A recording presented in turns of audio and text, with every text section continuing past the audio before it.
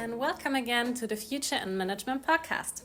So, expanding a business internationally is an exciting opportunity, but also one of the riskiest moves a company can make. Some businesses succeed spectacularly. Think of Amazon, Netflix, or Spotify, while others struggle due to regulation, barriers, cultural mismatches, or competition. Today, we will dive deep into what makes global expansion successful, what challenges companies face, and how real-world businesses have navigated these waters. Okay, so the key topics we will cover today are first the global versus the regional expansion. So should the business scale globally from the start, or should they grow slowly and dominate just a single region first? Then we will see some regulatory strategy. So should the company adapt, challenge, or partner with some governments or regulator company organization? Then we'll see the market entry models. So does the company has to expand independently or collaborate with some local partners? Then we will see some case study. And then we will show an example of a student business ID that's named Green Charge. It's a really good one. And to finish, we will show you, you will just hear it, a practical framework, so with some guidelines to apply this to the real world. So our main discussion question will be, when thinking about global expansion, what do you believe is the biggest challenge? Regulations, competition, or cultural fit? Let's find it out. To Pauline's and I's podcast, we want to discuss real-life examples, exploring the three key themes. For the first topic, global versus regional expansion, we have invited a former employee of Netflix who knows a lot about the company. Welcome, Ms. Miller. Hello, Alexandra and Pauline. Thanks for having me today. So I will tell you a little bit more about Netflix and its expansion. So first, Netflix was really focused only on the American market, only on the USA. So they had subscription-based streaming model, so just in the USA. And once they built a solid user base and strong brand identity and a profitable business model, they then expanded Netflix internationally in other countries. I assume it's not an easy job to expand internationally, so for sure there were some obstacles, some hurdles. What challenges did you face on your way there? Yeah, it's true. There was a lot of different challenges and obstacles. So the first one was the different content preference of the different user and different country. So, for example, the people in US doesn't really like some Asian show or some Europe show, and it's the same if you do it in inverse. And the second problem was the regulations. It's really different for all the country, and for example, in Europe, it requires that 30% of streaming content has to be locally produced, and there's also some law in some specific country when a movie is in the cinema, then we have to wait, for example, 5-6 months or even a year to then put the movie or the TV series on a platform like Netflix. So it's really challenging. That really sounds quite tough. Were there, you for sure worked on resolving all of these issues. I mean, I didn't know about the regulations, that they're so diverse, but I guess you really managed it. You succeeded, because otherwise Netflix would not be that big. So how did you do that?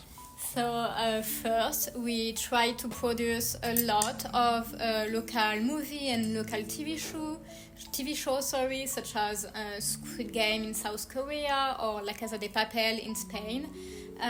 This is really good because it's our own production. So first, we don't really have the problem of with the cinema to wait a few months or few years to then put the movie in Netflix.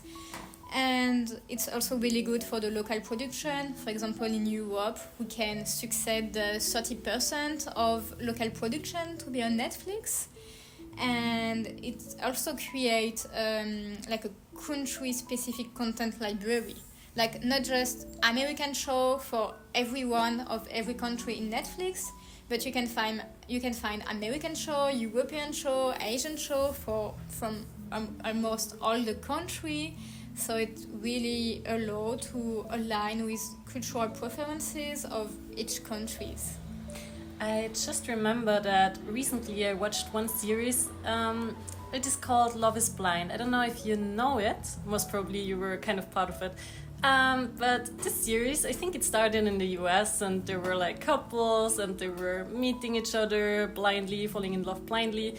And I think it started in the US, and then now there's also Love is Blind Asia, Love is Blind Germany, Love is Blind Sweden, and everywhere. So they tried out the concept in one country, and then they took exactly the same concept but in different countries. So people from the same country, they really they're even more excited about it because it's like a localized approach. Yeah, exactly. It really allows us to go more deeper into the culture of each country and to adapt.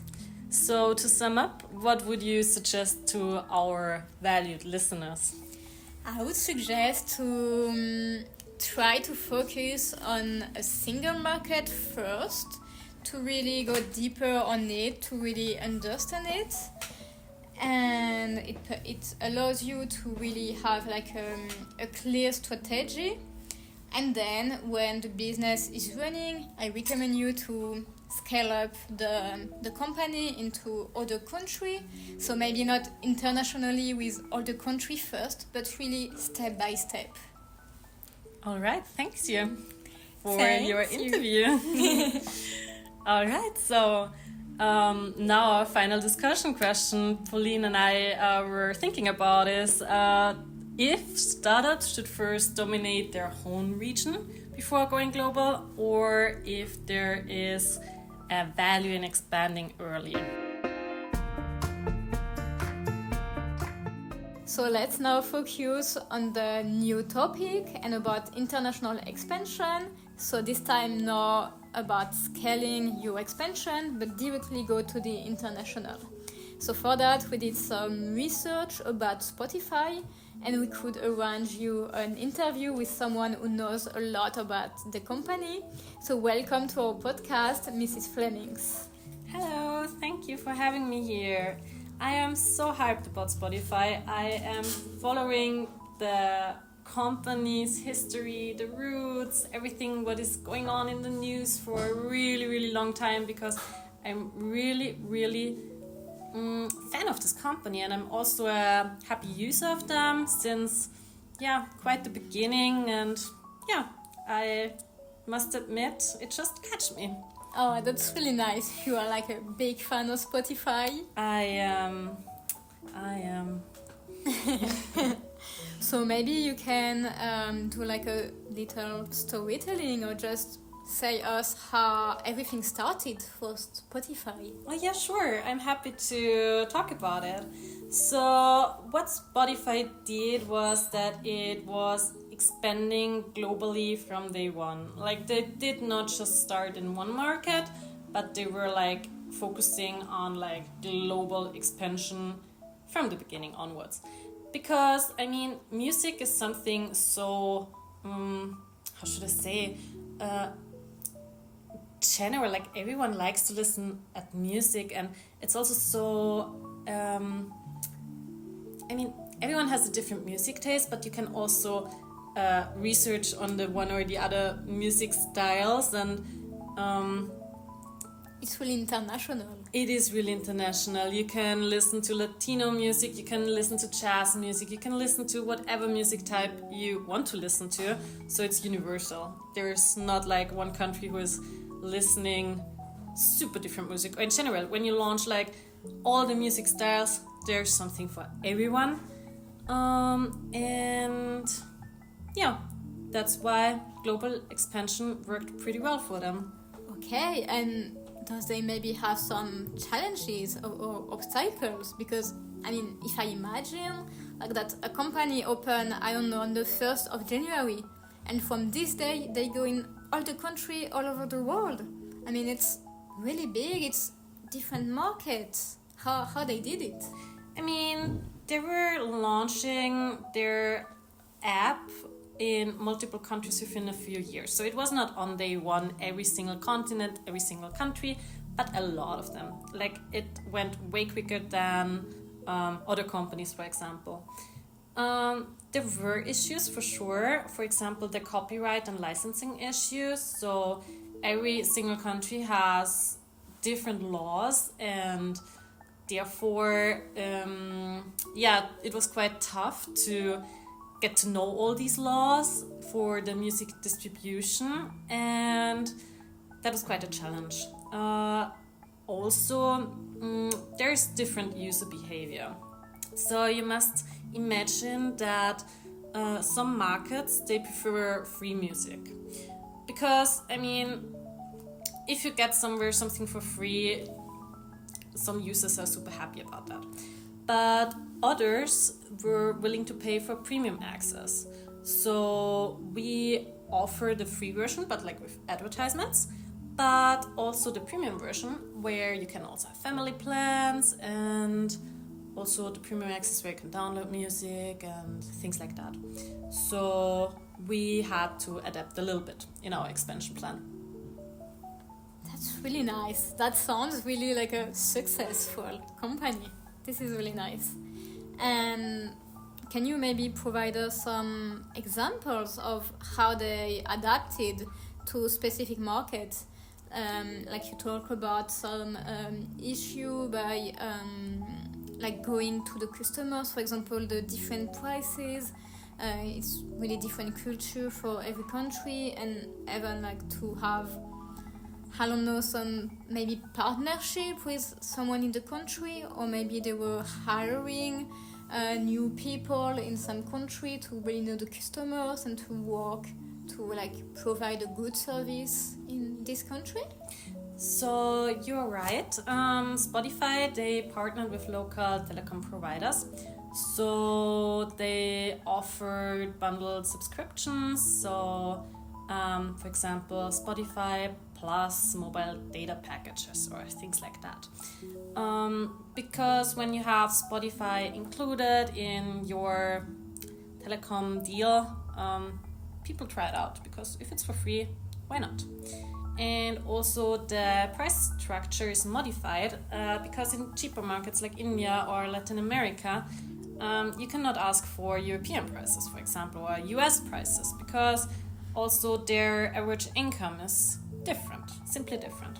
So the key takeaway of the example here with Spotify is that Spotify is a business model with minimal physical infrastructure, but it can scale up globally way faster than businesses which require localized logistics. Because, I mean, it's an online app, also a website, and I mean, there were the regulatory issues, but they resolved it.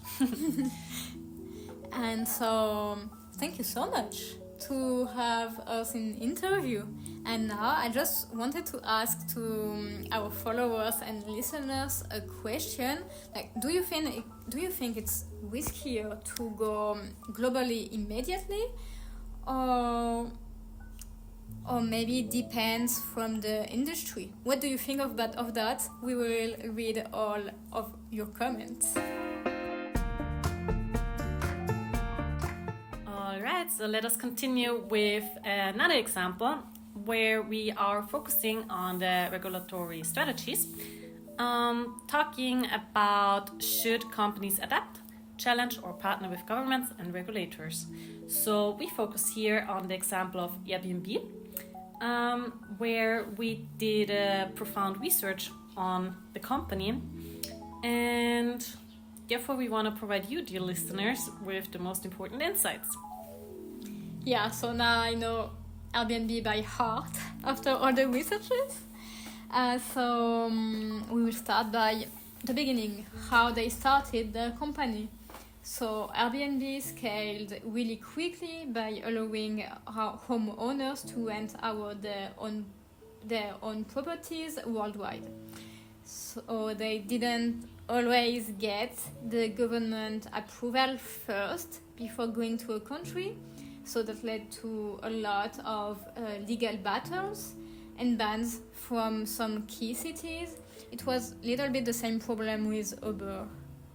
Yeah, but in the end they succeeded with working on legalizing the short-term rentals. So they work together with the countries, they work together with certain cities, and therefore in the end, now Airbnb is as big as it really is at the moment. Yeah. So there were some struggles. For example, New York, Berlin. There are really, really strong housing laws, which led to government crackdowns. But in the end, what our key takeaway in this company is that some industries, they require compliance first. Because you cannot just start a business somewhere and just expand globally with some things like housing, because it's highly regulated, and therefore it makes sense to partner up with the governments and also with the cities so that you don't face any problems or even lawsuits.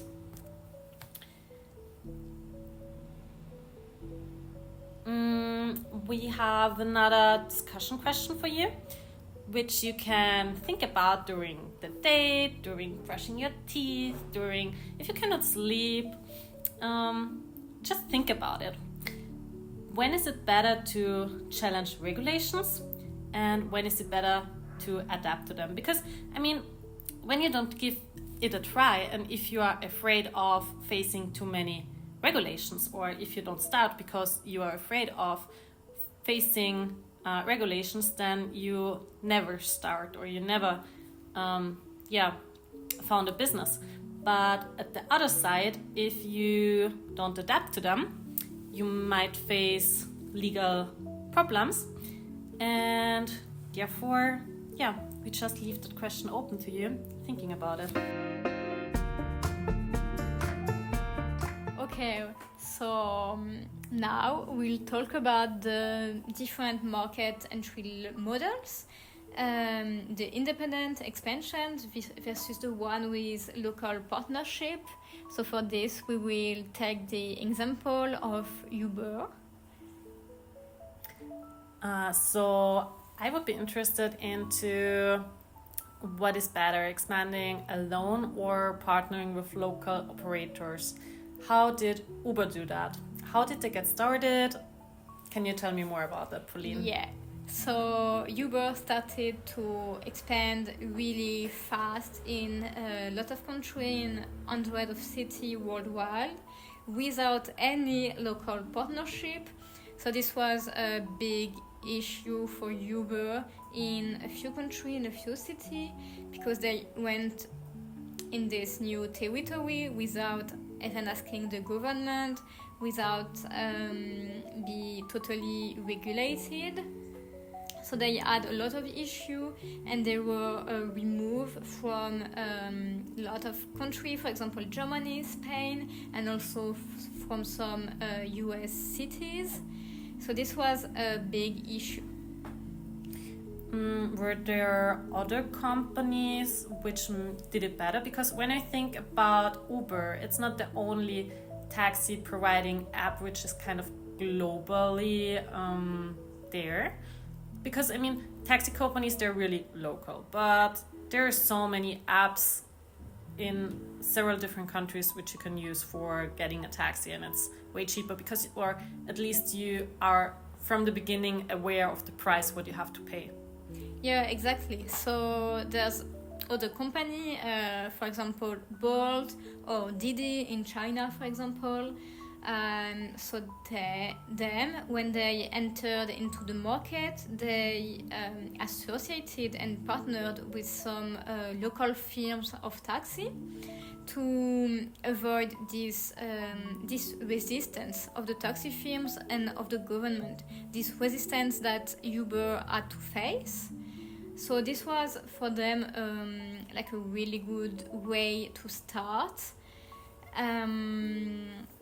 Like they were more close about the taxi and or the government, so they didn't went banned as Uber went from some country or cities. So for them it was really successful to do that. That sounds good. And can you summarize in short what is now our key takeaway from this example? Yeah, so I think with that we all know that Uber is the biggest company that do this kind of taxi providing, but they had a lot of troubles. So I think we can just remember that when you expand alone without any local partnership, it gives you more control and maybe biggest scale up, but it also increased the danger and the legal risk. So it's like a balance. That's quite interesting. Thank you so much for your insights. We want to ask our audience now the question: does full control matter more than a smooth entry into the market? What is your opinion about it? Please leave your comments. We try to answer them and also do a follow-up podcast on them. Yeah, and subscribe to our channel. Of course, obviously, that's the most important thing. Don't forget. Also the like button, we love that, to see if you like it or not. We love it. We're almost at the end of the podcast, but before we left, we want to present to you a great idea that some students had, like a great development of business idea, which name is Green Charge, and this show really well, this example really well, everything we talked about before. So Alexandra will present you this idea of 4 students. All right. So Green Charge, it is a student-founded startup which aims to accelerate the adoption of electric vehicles by expanding its charging station network across Europe. And it started in the Netherlands. And now this company seeks to scale operation into Germany, France, Spain, and in general markets with high EV adoption potential. And so maybe they had some challenges because they are students and they already try to expand in other markets. Yeah, so I will start off with the expansion plan itself, because I just said they wanted to expand in Germany, in France, Spain and Italy. But why did they want to expand there? Germany, because it's Europe's largest automotive market with increasing EV adoption and government-backed charging infrastructure programs. France, because there's also governmental support for green energy. Spain, it's also a rapidly growing EV market, but still lagging in charging infrastructure. And Italy, they also have expanding government incentives. And in general, Europe is way more open to electric vehicles than any other continent, and that's why we wanted to focus on this one. Challenges, of course, again, regulatory barriers. So some countries, they required government approvals and public-private partnerships from the private EV charging stations, but also the grid regulations, electricity pricing, were some problems. As well, problem is the competition. So there are already established energy giants such as Shell, Total Energies, and so on, who are dominating the EV charging space. And yeah, it's in general hard as a startup to scale up, but yeah. And also another challenge is the consumer behavior. So inconsistent EV adoption rates across European countries, they affect demand forecasting, and there might be some anxiety for adoption. And so how they expand? Like, what was the strategy? So hybrid approach, so expanding independently in less regulated markets like Spain, where private charging networks face fewer legal restrictions, localized pricing and incentives, so to adapt pricing strategies based on country-specific government subsidies for EV users, and also technology-driven growth to implement AI-driven location selection to optimize station placement based on traffic patterns and EV density. Nice. And do you have some, like, if you can summarize everything in one key takeaway, what would it be? So in this example of the student startup, you can see that in highly regulated industries like energy, strategic partnerships with local stakeholders can be the most effective way to scale. Green Charge's flexible expansion model which balances independent growth with collaboration in key markets positions it as a strong company in Europe's evolving EV charging ecosystem. Okay, so we arrive at the end of the podcast. Just before you leave, we will give you some practical framework of how to expand your company if you have one. So we will have three steps to this framework. The first one is regarding the global versus the regional expansion. So first, we saw that we have a global expansion first. It's really nice for business, like for scalable tech businesses. For example, we saw the example of Spotify, Uber, but we also can say TikTok or Instagram. The second one is the regional first expansion, which is best for the businesses that need some infrastructure, and the localization is really important for the culture of the people.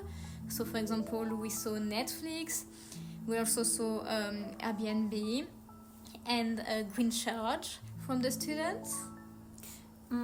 Step 2 is navigating regulatory hurdles. As we discussed in our podcast, there are always some hurdles. So what can you do there? First thing is adaptation. So you should modify your business model to fit local laws. Here we saw the examples of Netflix, but also Amazon is a good example for that, because they also had to adapt based on the delivery and in general some country laws. Also with another strategy would be confrontation, where you first enter and then you negotiate later. You can have some more problems, but still it's a idea what you can follow. Here the best examples are Uber and Airbnb. And third strategy would be partnerships, where you work with local companies for a smoother entry.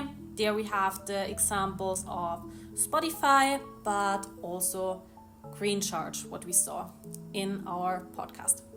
And then the third step, you have to ask yourself if you want an independent expansion or a local collaboration with some partnership. So for the independent one, we saw the example of Uber, but we can also say TikTok. So in this one, you have obviously more control of your company and of you want to do with it. But the risks are also higher, so you really need to balance this.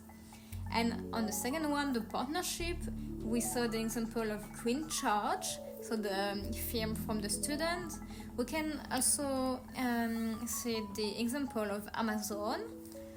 So for this one, the entry in the new country, it's way easier because you already work with some people and some partner inside the country, but at the end you need to share the profits.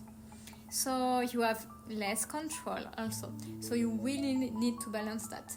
The risk and the difficulty or the profit and the better control. So we came to the end of our podcast. Thank you so much again for listening to us. Please don't forget to subscribe, put the thumb up. If there are some improvements for us, we are happy to learn, we are happy to hear them. Just be honest, just be direct. We are happy to improve all the time. If you have nothing to say about it, but you still want to leave a comment or you have some open questions which we should discuss in the next podcast, just let us know. We are happy to help you. Thank you for listening and see you for the next podcast. Bye. Bye.